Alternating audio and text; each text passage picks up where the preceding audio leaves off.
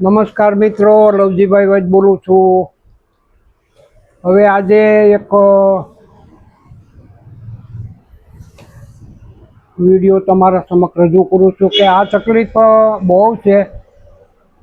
બહુ છે આ તકલીફ કે સવારે યુવાન ભાઈઓને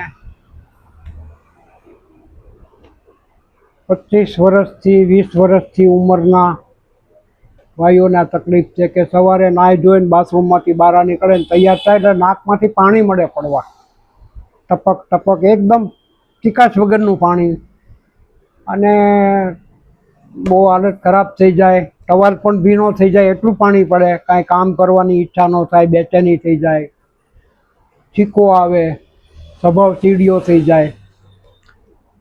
એને કેટલાક લોકો એલર્જી કહે છે, એલર્જી પણ કહી શકાય, પણ હું એલર્જીમાં નથી માનતો। એ એક પિત્ત પ્રકોપનું કારણ છે।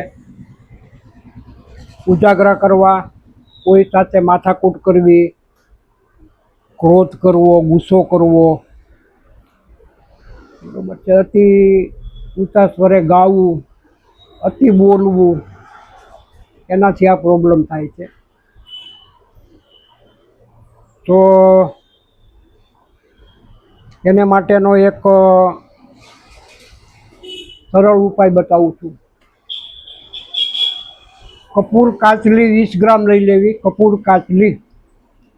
કપૂર કાચલી આવે, ફાર્મસીમાં તૈયાર મળશે, અને 20 ગ્રામ સફેદ મરીનો પાવડર, એ બંને મિક્સ કરી દેવા, અને સવારે અડધી ચમચી અથવા તો તમારી અનુકૂળતાએ લેવું, થોડું લેવું। એ લેવાથી 15 દિવસ 20 દિવસ તમે લેશો એટલે તમારા નાકમાંથી પાણી પડતું બંધ થઈ જાય, બરાબર છે। તો એ સિવાય એની સાથે બીજી પણ દવા તમને હું બતાવું છું।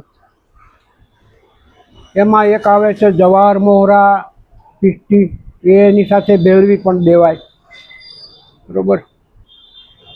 તમને વધારે તકલીફ હોય, કેટલીક વાર અતિશય પાણી પડવાથી માથામાં હોજો આવી જાય છે, નાક લાલ થઈ જાય છે, નાકની અંદરના જે બંને બાજુના ટીસ્યુ હોય એ પણ લાલ થઈ જાય છે, તો બહુ તકલીફ હોય તો આ જવાહર મોહરા પીસ્ટી 10 ગ્રામ લઈ અને આની સાથે મિક્સ કરી દેવી, અને એમાં એક સારી વાદી વટી આવે, એ પણ 20-25 ગ્રામની ડબ્બી આવે છે, એનો પાવડર કરીને એ પણ એમાં મિક્સ કરી દેવો, તો રિઝલ્ટ બહુ સરસ આવશે।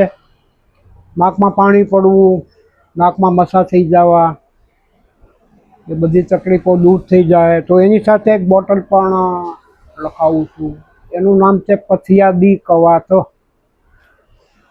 જો માથાની અન્ય કોઈ તકલીફો હોય છે, માઇગ્રેન છે, માથું દુખતું છે, એને લીધે પાણી પડતું છે, તો એમાં પણ સારું થઈ જાય। પથિયાદી કવાથમાંથી 3 ચમચી 1 કપ પાણી સાથે 2 ટાઈમ લઈ લેવું।